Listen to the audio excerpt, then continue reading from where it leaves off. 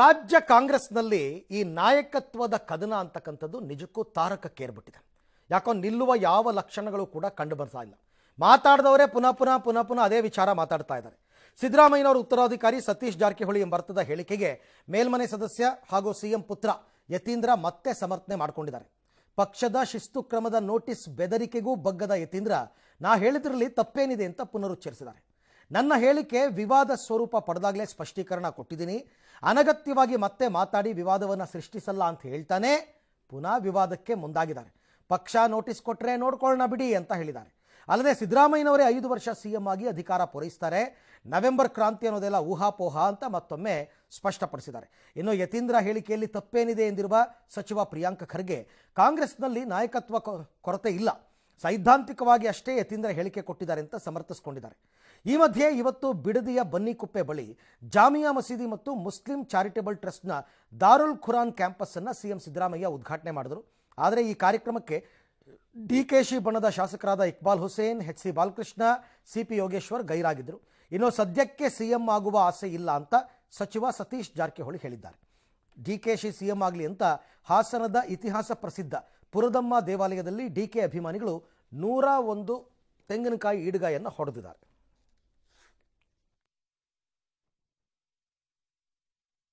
ಏನು ಹೇಳಬೇಕು ಹೇಳಾಗಿದೆ, ಏನು ಸ್ಪಷ್ಟನೆ ಕೊಡಬೇಕು ಕೊಟ್ಟಾಗಿದೆ. ಅನಗತ್ಯವಾಗಿ ಮತ್ತೆ ಇದನ್ನ ಡ್ರ್ಯಾಗ್ ಆನ್ ಮಾಡಿ ಕಾಂಟ್ರವರ್ಸಿ ಕ್ರಿಯೇಟ್ ಮಾಡಕ್ಕೆ ಇಷ್ಟ ಇಲ್ಲ. ನಾ ಈಗಾಗಲೇ ಸ್ಪಷ್ಟನೆ ಕೊಡಿ, ನಮ್ಮ ಪಕ್ಷದ ವಿಚಾರ ನಮ್ಮ ಪಕ್ಷದಲ್ಲೇ ಮಾತನಾಡ್ತೀನಿ. ನೋಟಿಸ್ ಬಂದಂಗೆ ನೋಡಬೇಡಿ, ನಾನು ಹೇಳಿಕೆ ಏನು ಕೊಟ್ಟಿದ್ದೀನಿ ಅದ್ರೊಳಗೆ ಯಾವುದೇ ತಪ್ಪಿರಲಿಲ್ಲ ಅಷ್ಟೇ. ನವೆಂಬರ್ ಅಲ್ಲಿ ಇರುವಂತ ಕ್ರಾಂತಿ ಬಗ್ಗೆ ಏನು ಮಾತನಾಡ್ತಿರಲ್ಲ ಅದೆಲ್ಲ ಊಹಾಪೋಹ, ಆ ಥರದ್ದು ಯಾವುದೇ ಚರ್ಚೆ ನಮ್ಮ ಪಕ್ಷದಲ್ಲಿ ಇಲ್ಲ. ಈಗಿನ ಪರಿಸ್ಥಿತಿಯಲ್ಲಿ ಖಂಡಿತ ಸಿದ್ದರಾಮಯ್ಯ 5 ವರ್ಷ ಕಂಪ್ಲೀಟ್ ಮಾಡ್ತಾರೆ. ಈಗ ಮಾನ್ಯ ಮುಖ್ಯಮಂತ್ರಿಗಳು ಅದ್ರ ಬಗ್ಗೆ ಆಗಲೇ ಸ್ಪಷ್ಟೀಕರಣ ಕೊಟ್ಟಿದ್ದಾರೆ. ಅದು ಆಡಳಿತಾತ್ಮಕವಾಗಲ್ಲ, ಸೈದ್ಧಾಂತಿಕವಾಗಿ ಅವರು ಹೇಳಿಕೆಯನ್ನು ಕೊಟ್ಟಿರೋದು. ಅದರಲ್ಲಿ ತಪ್ಪೇನಿದೆ? ಕಾಂಗ್ರೆಸ್ನಲ್ಲಿ ನಾಯಕತ್ವದ ಕೊರತೆ ಇಲ್ಲ, ಐಡಿಯಾಲಜಿದ ಕೊರತೆ ಇಲ್ಲ. ಹಲವಾರು ನಾಯಕರಲ್ಲಿ ಸತೀಶ್ ಜಾರಕಿಹೊಳಿ ಅವರು ಯಾವಾಗಲೂ ಕೂಡ ಸಂವಿಧಾನದ ಪರ ಇರ್ಬೋದು, ಯಾವಾಗಲೂ ಹೋರಾಟ ಮಾಡ್ಕೊಂಡು ಬಂದಿದ್ದಾರೆ, ಮುಂದೆ ಕೂಡ ಮಾಡ್ತಾರೆ. ನಿಮ್ಗೆ ಆಗ್ಬೇಕು ಅನ್ನೋ ಆಸೆ ಇದ್ರಲ್ಲ ಸರ್? ಇಲ್ಲ ಯಾವುದು ಆಸೆನೂ ಇಲ್ಲ, ಸದ್ಯಕ್ಕೆ ಅದು ಅವಶ್ಯಕತೆನೂ ಇಲ್ಲ. ಚರ್ಚೆ ಮುಂದೆ ನೋಡೋಣ. ಪಕ್ಷದೊಳಗಡೆ ಚರ್ಚೆ ಆಗತ್ತೆ ಸಾರಿ, ಅದ್ರ ಬಗ್ಗೆ ನಾ ಏನು ಹೇಳಿ ಬೆಂಗಳೂರಾಗೆ ಸಂಬಂಧಪಟ್ಟವ್ರು ಹೇಳ್ಬೇಕಂತ ನಾ ಏನಿಲ್ಲ. ರೈಟ್, ಇಲ್ಲಿ ಮೊದಲನೇದಾಗಿ ಯತೀಂದ್ರ ಸಿದ್ದರಾಮಯ್ಯ ಅವರು ಕೇವಲ ಮೌತ್ ಪೀಸ್ ಆಗಿದ್ದಾರೆ ಅಂತ ಅನಿಸ್ತಾ ಇದೆ. ಯಾರದ್ದೋ ಮಾತುಗಳನ್ನು ಇವ್ರ ಮುಖಾಂತರ ಆಡಿಸ್ತಾ ಇದ್ದಾರಾ ಅಂತ. ಯಾಕೆಂದ್ರೆ ನೋಡಿ, ಅವ್ರ ಮಾತಲ್ಲಿ ನೋಡಿ, ಪಕ್ಷದ ಆಂತರಿಕ ವಿಚಾರಗಳನ್ನು ಮಾಧ್ಯಮಗಳ ಮುಂದೆ ಮಾತಾಡಲ್ಲ ಅಂತಾರೆ. ಹಾಗಾದರೆ ಬೆಳಗಾವಿನಲ್ಲಿ ಕೊಟ್ಟ ಸ್ಟೇಟ್ಮೆಂಟ್ ಏನು? ಉತ್ತರಾಧಿಕಾರಿ ಸತೀಶ್ ಜಾರಕಿಹೊಳಿ ಅಂತ ಆಂತರಿಕ ವಿಚಾರ ಅಲ್ವಾ? ಎರಡನೇದು, ಸಿದ್ದರಾಮಯ್ಯನವರೇ ಸಿಎಂ ಆಗಿ 5 ವರ್ಷ ಮುಂದುವರಿತಾರೆ ಅಂತ ಇವತ್ತು ಮೈಸೂರಲ್ಲಿ ಹೇಳಿದ್ದಾರೆ, ಆಂತರಿಕ ವಿಚಾರ ಅಲ್ವಾ? ಓಕೆ, ನೋಟಿಸ್ ಕೊಟ್ಟರೆ ಕೊಡಲಿ ಬಿಡಿ, ಆಮೇಲೆ ನೋಡ್ಕೊಳ್ಳೋಣ ಅಂತ ಹೇಳ್ತಾರೆ, ಆಂತರಿಕ ವಿಚಾರ ಅಲ್ವಾ? ಮತ್ತೆ ಆಂತರಿಕ ವಿಚಾರ ಮಾತಾಡಲ್ಲ ಅಂತಾರೆ. ಹೆಂಗೆ ಇದು? ಒಂದು. ಎರಡನೇದು, ಡಿ ಕೆ ಶಿವಕುಮಾರ್ ಸಿಎಂ ಆಗಲಿ ಅಂತ ಅಂದಾಕ್ಷಣಕ್ಕೆ ಇಕ್ಬಾಲ್ ಹುಸೇನ್ಗೆ, ಮಾಗಡಿ ಬಾಲಕೃಷ್ಣ ಅವರಿಗೆ, ಇನ್ನೂ ಕೆಲವರಿಗೆಲ್ಲ ನೋಟಿಸ್ ಕೊಟ್ಟರು, ರಾಜಣ್ಣ ಅವರು ಕೊಟ್ಟರು, ಎಲ್ಲ ಮಾಡಿದ್ರು. ಹಾಗಾದರೆ ಹೌದು, ಡಿ ಕೆ ಬಣದವ್ರು ಕೇಳ್ತಾರೆ, ಯತೀಂದ್ರ ಸಿದ್ದರಾಮಯ್ಯಗೆ ಯಾಕಿಲ್ಲ ಕೊಡಿ. ಆ ಮಾತನ್ನು ಡಿ ಕೆ ಕೇಳಿದ ತಕ್ಷಣ ಹೌದಾ ನನ್ನ ಬಗ್ಗೆ ಮಾತಾಡಿದ್ರ ನೋಟಿಸ್ ಕೊಡ್ತೀನಿ ಅಂತ ಅಲ್ಲಿ ತೋರಿಸಿದ ನೀವು ಧಾರ್ಷ್ಟ್ಯತೆಯನ್ನು ಯತೀಂದ್ರ ಅವ್ರ ವಿಚಾರದಲ್ಲಿ ಯಾಕೆ ತೋರಿಸ್ತಾ ಇಲ್ಲ? ಕೊಡ್ಲಿ ಬಿಡಿ ನೋಡೋಣ ಅಂತ ಹೇಳಿದ್ರು ಕೂಡ ಯಾಕೆ ಮಾತಾಡ್ತಿಲ್ಲ? ಎಲ್ಲಿ ಮಾಡಬೇಕು ಮಾತಾಡ್ತೀನಿ ಅಂತಂದ್ರೆ ಅರ್ಥ ಏನು? ಅಂದರೆ ಅವರು ಸಿದ್ದರಾಮಯ್ಯನವರ ಮಗ ಅನ್ನೋ ಕಾರಣಕ್ಕೆ ಅವ್ರಿಗೇನಾದ್ರು ಗ್ರೇಸಾ ಅಥವಾ ಹೆದರ್ಕೊಂಡಿದ್ದಾರಾ ಗೊತ್ತಿಲ್ಲ. ಇನ್ನು ಎರಡನೇದು, ಪ್ರಿಯಾಂಕ್ ಖರ್ಗೆ ಅವರ ಹೆಸರು. ನಮ್ಮಲ್ಲಿ ಐಡಿಯಾಲಜಿ ನಾಯಕರಿಗೂ ಕೊರತೆ ಇಲ್ಲ ಅಂದಮೇಲೆ ಸತೀಶ್ ಜಾರಕಿಹೊಳಿನ ಐಡಿಯಾಲಜಿಕಲ್ ಉತ್ತರಾಧಿಕಾರಿ ಅಂತ ಹೆಂಗೆ ಒಪ್ಕೋತೀರಾ ಹೇಳಿ ನೀವು? ಯಾಕ್ರೆ ಅವರೊಬ್ಬರೇ ಸೈದ್ಧಾಂತಿಕವಾಗಿ ನಾಯಕರು ನಮ್ಮಲ್ಲಿ ತುಂಬ ಜನ ಇದ್ದಾರೆ, ಸಿದ್ದರಾಮಯ್ಯನವ್ರ ನಂತರ ಅವರು ಕೂಡ ನಾಯಕತ್ವ ವಹಿಸ್ಕೋತಾರೆ ಅಂತ ಹೇಳಿ ನೀವು ಹೇಳ್ತೀರಾ ತಪ್ಪೇನು ಅದರಲ್ಲಿ ಅಂತ? ಹಂಗಲ್ಲ. ನನಗನ್ನಿಸ್ತಾ ಇದೆ ಯತೀಂದ್ರ ಸಿದ್ದರಾಮಯ್ಯನವರ ವಿರುದ್ಧ ಖಡಕ್ಕಾಗಿ ಮಾತನಾಡೋದಕ್ಕೆ ಎಲ್ಲರೂ ಹೆದರ್ಕೋತಾ ಇದ್ದಾರೆ. ಇಲ್ಲ ಅಂದರೆ ಡಿ ಕೆ ಶಿ ರಿಯಾಕ್ಷನ್ನೇ ಬೇರೆ ಇರ್ತಾ ಇತ್ತು, ಪ್ರಿಯಾಂಕ್ ಖರ್ಗೆ ರಿಯಾಕ್ಷನ್ನೇ ಬೇರೆ ಇರ್ತಾ ಇತ್ತು. ಬೇರೆ ಎಲ್ಲದಕ್ಕೂ ಮಾತಾಡ್ತೀರಾ. ಮೋದಿ ವಿಚಾರದಲ್ಲಂತೂ ಅಯ್ಯೋ ರಾಮ, ಮೋದಿ ಅಂತ ಬಂದ್ಬಿಟ್ರೆ ಸಾಕು, RSS ಅಂತ ಬಂದ್ಬಿಟ್ರೆ ಸಾಕು, BJP ಅಂತ ಬಂದ್ಬಿಟ್ರೆ ಸಾಕು, ಹೆಂಗೆ ಬೇಕಾದರೂ ಹಂಗೆ ಮಾತನಾಡ್ತೀರಾ. ಇಲ್ಲಿ ಯಾಕಿಲ್ಲ? ಇನ್ನು ಸತೀಶ್ ಜಾರಕಿಹೊಳಿ ಅವರು ಹೇಳ್ತಾರೆ, ನನಗೆ ಅದು ಆಸೆನೇ ಇಲ್ಲ ಸಿಎಂ ಆಗೋದಕ್ಕೆ ಸದ್ಯಕ್ಕೆ ಅಂತಾರೆ. ಮೊನ್ನೆ ತಾನೇ 2028ಕ್ಕೆ ಕ್ಲೈಮ್ ಮಾಡ್ತೀನಿ ಅಂದ್ರಿ. ನೋಡಿ, ವಿವಾದಗಳು ಜೋರಾಗ್ತಾ ಇದ್ದ ಹಾಗೆಯೇ ನಾಯಕರು ಹೆಂಗೆ ಯೂಟರ್ನ್ ಹೊಡಿತಾರೆ ನೋಡಿ. ಮೊನ್ನೆ ತಾನೇ ಹೇಳಿದ್ರು ಸತೀಶ್ ಜಾರಕಿಹೊಳಿ 2028ಕ್ಕೆ ನಾನು ಕ್ಲೈಮ್ ಮಾಡ್ತೀನಿ ಅಂತ. ಈಗ ನನಗೆ ಸದ್ಯಕ್ಕೆ ಆಸೆನೇ ಇಲ್ಲ ಅಂತಾರೆ. ಹಾಗಾಗಿ ರಾಜಕಾರಣಿಗಳು ಸಮಯಕ್ಕೆ ತಕ್ಕಂತೆ ಬಣ್ಣ ಬದಲಾಯಿಸ್ತಾರೆ. ಅದನ್ನು ಅರ್ಥ ಮಾಡ್ಕೋಬೇಕು ಎಲ್ಲರೂ ಕೂಡ. ಯಾವ ಸಂದರ್ಭದಲ್ಲಿ ಹೆಂಗೆ ಬೇಕಾದರೂ ಯೂ ಟರ್ನ್ ಹೊಡಿತಾರೆ. ನಾ ಹೇಳೇ ಇಲ್ಲ ಅಂತ ಅಂದ್ಬಿಡ್ತಾರೆ ಕೆಲವು ಸಂದರ್ಭದಲ್ಲಿ, ಅದನ್ನೂ ನೋಡಿದ್ದೀವಿ. ಹಾಗಾಗಿ ಈ ವಿವಾದದಲ್ಲಿ ತಾರ್ಕಿಕ ಅಂತ್ಯ ಅಂತಕ್ಕಂಥದ್ದು ಯಾವುದೂ ಇಲ್ಲ. ಇನ್ನೂ ಒಂದು ಮೆಸೇಜನ್ನು ಇವತ್ತು ಕೊಟ್ಟಿದ್ದಾರೆ ಯತೀಂದ್ರ ಸಿದ್ದರಾಮಯ್ಯ. ಏನಂದರೆ ಸಿದ್ದರಾಮಯ್ಯನವರೇ ಮತ್ತೆ 5 ವರ್ಷ ಕಂಪ್ಲೀಟ್ ಮಾಡ್ತಾರೆ ಅಂತ. ಯಾಕೆಂದರೆ ಪವರ್ ಶೇರಿಂಗ್ ಮಾತುಗಳು ಕೇಳಿ ಬರ್ತಾ ಇದೆ. ಪವರ್ ಶೇರಿಂಗ್ ಬಗ್ಗೆ ಯಾರೂ ಮಾತಾಡಕೂಡ್ದು ಅಂದಮೇಲೆ ಇವ್ರು ಯಾಕೆ ಮಾತಾಡಿದ್ರು? ಹೀಗಾಗಿ ನನ್ನ ಪ್ರಕಾರ ಬಿಹಾರ ಚುನಾವಣೆ ನಡೆದ ಬಳಿಕ ಇದು ಇನ್ನಷ್ಟು ತಾರ್ಕಕ್ಕೆ ಹೋಗುತ್ತೆ. ಲೀಡರ್ಸ್ ಸುಮ್ಮನೆ ಕೂತ್ಕೊಳ್ಳಲ್ಲ. ಬಟ್ ಏನು ಮಾಡ್ತಾರೆ, ಏನು ಮಾತಾಡ್ತಾರೆ, ಏನು ಪರಿಣಾಮ ಅದರದ್ದು ನೋಡೋಣ. ಇನ್ನು ಈ ನವೆಂಬರ್ ಕ್ರಾಂತಿ ಚರ್ಚೆ, ಇದರ ಹೊತ್ತಲ್ಲೇ ಸಂಪುಟ ಪುನರ್ರಚನೆ ಬಗ್ಗೆ ಸಚಿವ ಕೃಷ್ಣ ಬೈರೇಗೌಡ ಸುಳಿವನ್ನು ಕೊಟ್ಟಿದ್ದಾರೆ. ಸಚಿವ ಸ್ಥಾನದಿಂದಾಗಿ ಕ್ಷೇತ್ರದಲ್ಲಿ ಕೆಲಸ ಮಾಡೋದಕ್ಕಾಗ್ತಾ ಇಲ್ಲ. ಹೈಕಮಾಂಡ್ ಏನಾರು ಹೇಳಿದ್ರೆ ಸಚಿವ ಸ್ಥಾನ ಬಿಡೋದಕ್ಕೆ ಸಿದ್ಧ ಅಂದಿದ್ದಾರೆ. ಚಿಕ್ಕೋಡಿಯಲ್ಲಿ ಪರಿಷತ್ ಮುಖ್ಯ ಸಚೇತಕ ಸಲೀಂ ಅಹಮದ್ ಮಾತಾಡಿ, ನವೆಂಬರ್ ತಿಂಗಳಲ್ಲಿ ಯಾವ ಕ್ರಾಂತಿನೂ ಆಗಲ್ಲ, ಸಂಪುಟ ವಿಸ್ತರಣೆ ಆಗುವ ಸಾಧ್ಯತೆ ಇದ್ದು ಹೊಸಬರಿಗೆ ಅವಕಾಶ ಕೊಡೋ ಚಿಂತನೆ ನಡೆದಿದೆ. ಅಂದರೆ ನಿಮ್ಮ ಪ್ರಕಾರ ಕ್ರಾಂತಿ ಅಂದ್ರೇನು? ಈಗ ಸಂಪುಟ ಪುನರ್ರಚನೆ ಆದರೆ ಕ್ರಾಂತಿ ಅಲ್ವಾ? ಕೆಲವು ಮಂತ್ರಿಗಳನ್ನು ಪಕ್ಷ ಸಂಘಟನೆಗಾಗಿ ಕೈ ಬಿಡುವ ಸಾಧ್ಯತೆ ಇದೆ ಎಂದಿದ್ದಾರೆ. ಈ ಮಧ್ಯೆ ಬಿಹಾರ ಚುನಾವಣೆಯ ಫಲಿತಾಂಶ ನವೆಂಬರ್ 14ಕ್ಕೆ ಬರಲಿದ್ದು ಮಾರನೇ ದಿನವೇ ಸಿಎಂ ಸಿದ್ದರಾಮಯ್ಯ ದೆಹಲಿಗೆ ಹೋಗ್ತಾರೆ. ಹೈಕಮಾಂಡ್ ಒಪ್ಪಿದ್ರೆ ಕ್ಯಾಬಿನೆಟ್ ಪುನರ್ರಚನೆಯಾಗುವ ಸಾಧ್ಯತೆ ಇದೆ. ಅಧಿಕಾರ ಅವಕಾಶ ವರ್ಷ ಬಂದ್ರೆ ನಾವು ಹೊಟ್ಟೆ ತುಂಬಿದವರಪ್ಪ. ಅದಕ್ಕೆ ಎಲ್ಲ ಅವಕಾಶ ಸಿಕ್ಕಿದೆ, ನನ್ಗೆ ಎಲ್ಲಾ ಜವಾಬ್ದಾರಿಗಳು ಸಿಕ್ಕಿದೆ. ಕೊಟ್ಟಿರೋ ಕೆಲಸ ಇನ್ನೊಂದಷ್ಟು ಮಾಡಬೇಕು, ಇನ್ನೂ ಮಾಡಕ್ ಆಗ್ತಾ ಇಲ್ಲ ಅನ್ನೋದು ನನ್ಗೆ ಕೊರತೆ ಕಾಡ್ತಾ ಇರೋದ್ರಿಂದ ನಾವ್ ಇನ್ನೇನ್ ಕೇಳಲಿಕ್ಕೆ ಸಾಧ್ಯ?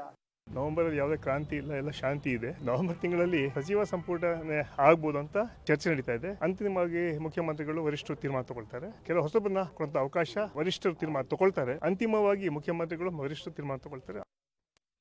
ಯಾಕೆ ಕೃಷ್ಣ ಬೈರೇಗೌಡರಿಗೆ CM ಆಗೋ ಆಸೆ ಇಲ್ವಾ? ಅದನ್ನಾದರೂ ಹಾಕ್ಬೇಕಲ್ಲ. ನಾನು ಸಂತೃಪ್ತ ಅಂತಾರೆ. ಬರೀ 3 ಸರ್ತಿ ಮಂತ್ರಿ ಆಗಿದ್ದಕ್ಕೆ ಸಂತೃಪ್ತ ಅಂತನ, ಅಥವಾ ಈ ಸಂದರ್ಭದಲ್ಲಿ ಮತ್ತಷ್ಟು ವಿವಾದ ಬೇಡ ಅಂತನ ಇರ್ಬೋದು.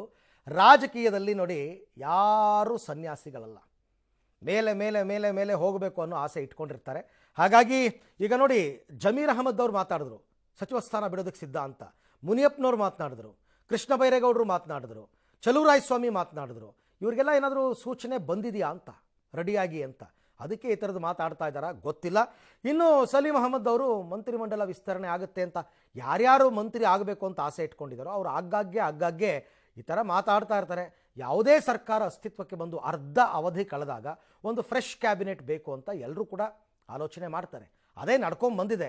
ಕ್ಯಾಬಿನೆಟ್ ಪುನರ್ರಚನೆ ಆದರೆ ಅದು ಏನು, ಅದರಲ್ಲೇನು ಆಶ್ಚರ್ಯ ಏನಿಲ್ಲ. ಅದನ್ನೇ ನೀವು ಕ್ರಾಂತಿ ಅಂತ ಅಂದ್ಕೊಂಡ್ರೆ ಆಗಬಹುದು.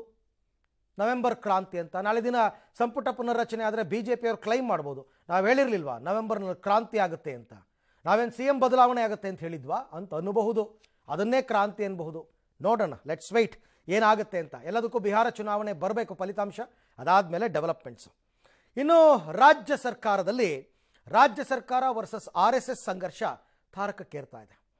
ಸರ್ಕಾರಿ ಸ್ಥಳದಲ್ಲಿ ಅನುಮತಿ ಪಡೆದೇ ಚಟುವಟಿಕೆ ನಡೆಸಬೇಕು ಅನ್ನೋ ರೂಲ್ಸ್ ತಂದ ಬೆನ್ನಲ್ಲೇ RSS ದೊಣ್ಣೆಗೂ ಕೂಡ ಸರ್ಕಾರ ಕೈ ಹಾಕೋದಕ್ಕೆ ಮುಂದಾಗಿದೆಯಂತೆ. ಯಾವುದೇ ಸಂಘಟನೆಗಳು ದೊಣ್ಣೆ ಹಿಡಿಯದೆ ಪಥಸಂಚಲನ ಮಾಡಬೇಕು ಅಂತ ಸರ್ಕಾರ ಪ್ಲಾನ್ ಮಾಡ್ತಾ ಇದ್ದು, ಗುರುವಾರ ನಡೆಯುವ ಕ್ಯಾಬಿನೆಟ್ನಲ್ಲಿ ಈ ಬಗ್ಗೆ ಮಹತ್ವದ ತೀರ್ಮಾನ ಕೈಗೊಳ್ಳುವ ಸಾಧ್ಯತೆ ಇದೆ. ಇನ್ನು ದೊಣ್ಣೆ ರಹಿತ ಪಥಸಂಚಲನಕ್ಕೆ ಸರ್ಕಾರ ನಿಯಮ ತರೋದಕ್ಕೆ ಮುಂದಾಗಿರೋದನ್ನು ಸಂಸದ ಬಸವರಾಜ ಬೊಮ್ಮಾಯಿ ಖಂಡಿಸಿದ್ದಾರೆ.